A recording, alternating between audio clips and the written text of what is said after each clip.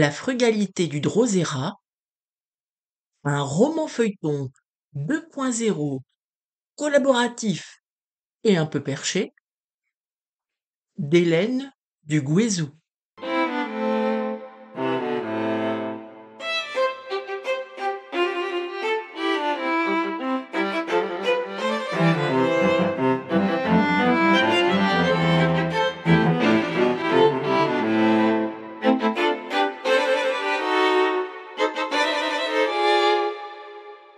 Épisode 14. Plus on est de fous, plus on périt. Bertrand en fait désormais une affaire personnelle. Il se sent outragé à double titre. Tout d'abord dans sa posture d'ex-agent spécial du FBI, et d'autre part dans la dignité de sa toute nouvelle fonction de président du crapaud. Il fulmine donc, il enrage, et il a grincé des dents toute la nuit. Bertille, sa blonde épouse, n'en a pas fermé l'œil. Sculpturale, lascivement allongée sur un bain de soleil en teck au bord de la piscine à débordement, elle abrite son épouvantable migraine derrière un masque en silicone. Elle en a entendu dire beaucoup de bien sur TikTok et Instagram.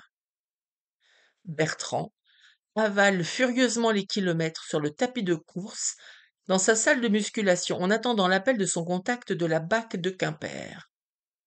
Il a eu le temps de parcourir virtuellement 3 fois la distance Iltudi Quantico quand son informateur quimpérois le rappelle enfin. Alors, aboie-t-il. C'est pas bon, commence son interlocuteur, pas bon du tout. La veille au soir, Bertrand a clos en catastrophe la visioconférence du crapaud. Il a sauté au volant de son Chevrolet Suburban et s'est rendu fissa à la pointe de Croisguen à Bénodet.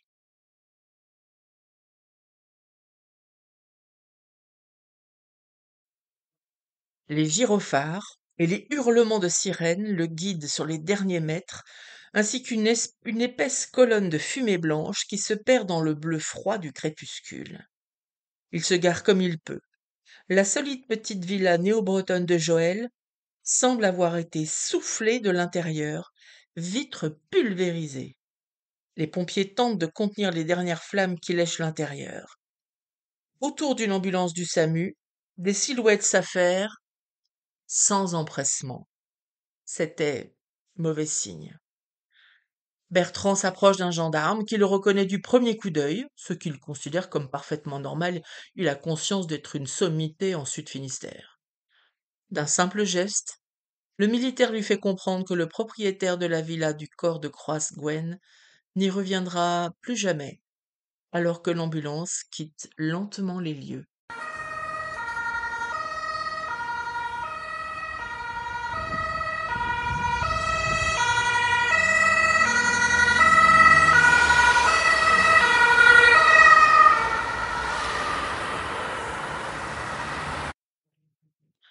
Donc, ce n'est pas un accident, répond Bertrand à son interlocuteur. Non, les équipes ont bossé sur la scène de crime toute la nuit, mais d'ores et déjà il y a un faisceau d'indices qui nous relie à ton affaire. Une tasse siglée et un poème, trouvés tous les deux dans la boîte aux lettres. Et l'origine de l'explosion? Une bombe? A priori, non, un truc assez bête. Une bouteille de gaz et une bougie. Donc il fallait être sur place? À moins d'être capable d'ouvrir à distance le robinet de la bouteille de gaz et d'allumer la bougie, oui, on peut le penser. Bertrand se rend compte que cela met quand même à mal sa théorie du poète assassin. Il a vu Jean-Eudes voter pour lui quelques secondes avant l'explosion. Et Jean-Eudes habite Morlaix, à plus de 110 kilomètres de Bénodet. À moins que ce satané poète ait le don d'ubiquité, il ne peut donc pas être l'assassin. Du moins, dans ce cas précis. Et si... Aucun dispositif sophistiqué, poursuit le policier quimpérois. Mais c'est assez malin. La bouteille se vide dans un environnement clos. Le propriétaire était claquemuré. Et lorsque le gaz atteint la bougie, boum! Et avec ça, aucune empreinte, aucun témoin, promeneur à cette heure-là, ni de voisin. On est encore en basse saison. Toutes les autres villas sont fermées, le camping n'a pas encore vraiment ouvert. C'est un peu le désert sur la côte et bien sûr, pour faire bonne mesure, pas de caméra de surveillance non plus. Bref, synthétise brillamment Bertrand. Comme pour les autres meurtres, les enquêteurs n'ont donc pas grand-chose à se mettre sous la dent. Et pour Joël, le propriétaire, qu'est-ce qu'on a? Mort sur le coup, l'effet blast, il n'a rien vu venir. Un silence s'installe, un peu plombé, faut le dire. Et si j'ai un seul conseil à te donner, se permet le policier quimpérois, c'est de faire très très attention à toi. Il y a vraisemblablement quelqu'un qui en veut beaucoup, beaucoup au crapaud, et qui se donne les moyens de se venger, et de nous ridiculiser tous par la même occasion. Bon, appelle le général Kerbidi de ma part, il en saura sûrement plus. Je te laisse, et encore une fois, fais gaffe à toi.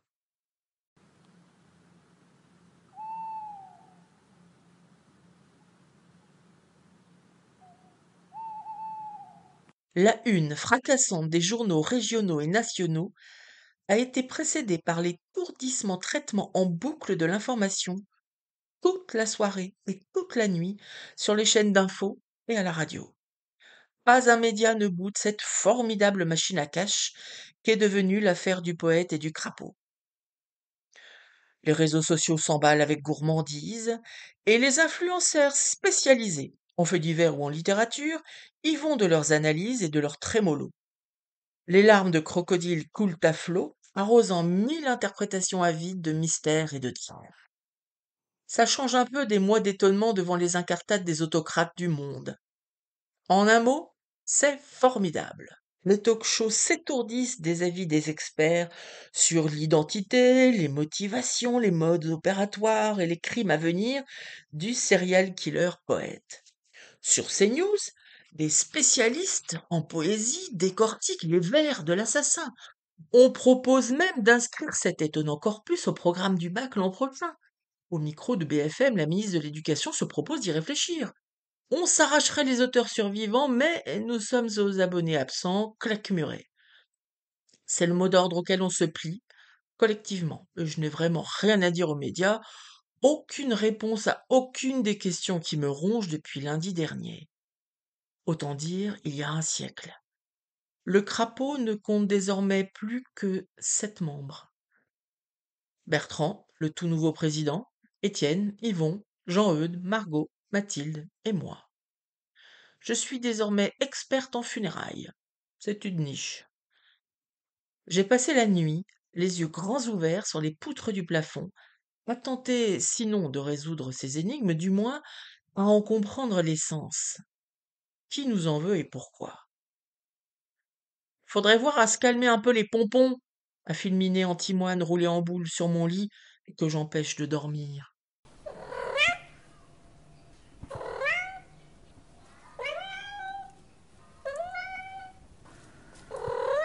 Au petit jour, je sors d'un sommeil aigre. Comment donner du sens à tout ça? Comment remettre de l'ordre?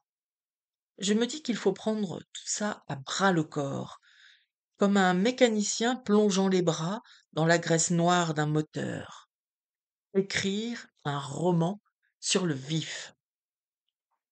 Je dois entrer en écriture. Le soleil déjà chaud vrille l'aube légère et inonde mon bureau. J'ouvre la baie vitrée, en grand sur l'aurore, les brumes des monts d'arrêt et ma terrasse humide de rosée. Le rosier noir en profite pour s'engouffrer dans la pièce de son parfum ensorcelé. Les premières notes qui m'enveloppent sont fraîches, légèrement citronnées. Qu'est-ce qui rend le parfum de cette rose noire si captivant? Sans doute cette richesse alambiquée, des notes mielées, une touche épicée, un fond légèrement fruité, boisé. Tout cela déroule une persistance entêtante qui me happe, qui s'installe dans ma mémoire olfactive. Je m'assois derrière mon ordinateur. Les fleurs ont disparu de ma vue, mais leur parfum continue de danser dans l'air. Le drosera s'étire et Antimoine bâille, à moins que ce soit l'inverse. Bref, Je pose mon café dont les volutes vaporeuses s'enroulent dans les rayons obliques du soleil. J'ouvre mon ordinateur, je crée une nouvelle page de texte et mes doigts s'activent sur le clavier. Avec hésitation d'abord, puis lentement, ensuite plus vite, de plus en plus vite, et lentement, comme portés par les fragrances du sorceresse du, les pièces du puzzle s'emboîtent peut-être bien. Page après page, j'entrevois les ramifications d'une histoire. À 9 heures, Naïk fait voler ma bulle en éclats.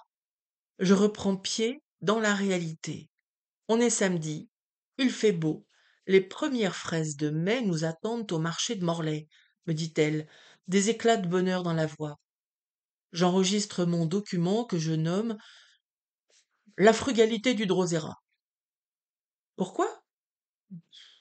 Parce que j'ai le nez dessus, qu'il a encore grossi, qu'une mouche par jour lui suffit à peine, et que sa croissance exponentielle ressemble bien à celle de mon angoisse. Je me sens un peu plus légère.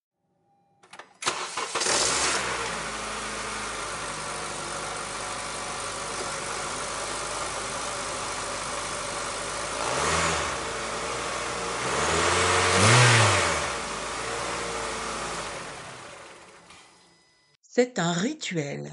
Tous les samedis matins, que le temps soit à la pluie ou au soleil, à la froidure ou à la canicule, nous honorons ce rendez-vous qui comble nos sens. D'épeautrons minets, les paysans de la terre et ceux de la mer, venus des monts d'Arrée ou de la ceinture dorée, du Léon comme du Trégor, installent un campement multicolore d'étals et de toiles au pied de la maison de la duchesse Anne.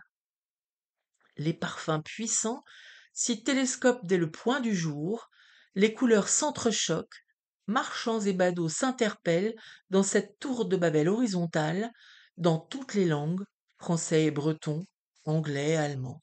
Naïg soigne et ménage sa vieille 4L, qui la relie au monde, et m'assure chaque semaine que cette incongruité automobile nous mènera vaillamment, sans encombre, jusqu'au cœur de Morlaix. Pour être tout à fait honnête, je préférerais qu'on prenne ma voiture qui affiche quand même 20 ans de moins au compteur et offre un confort à peine moins spartiate. Mais à vrai dire, l'aventure du samedi commence dès que les portières légères de la 4L ont claqué, qu'on s'est installé sur les sièges écossais marronasses usés et que le moteur s'est lancé en toussant. Naïk évite soigneusement la voie express peu compatible avec la boîte mécanique à 4 vitesses. Le périple dans le bocage, à bord de cet improbable cube de tôle, est une aventure pleine d'une sorte de poésie. J'invoque silencieusement tous les saints patrons des moteurs 4 cylindres pour qu'on se hisse au sommet des côtes. Et si la boîte de vitesse craque bien un peu, c'est sans doute pour rythmer la danse d'une petite poupée de laine multicolore suspendue sur le levier de vitesse situé au tableau de bord. C'est une poupée porte-bonheur, réalisée au crochet par des très vieilles dames dont s'occupe Naïg dans la semaine. On dévale ensuite joyeusement les côtes après les avoir franchies, les demi-vitres coulissantes claquant un peu sous l'effet de la vitesse et de nos rires. La vie est belle, mais on ne le remarque pas toujours.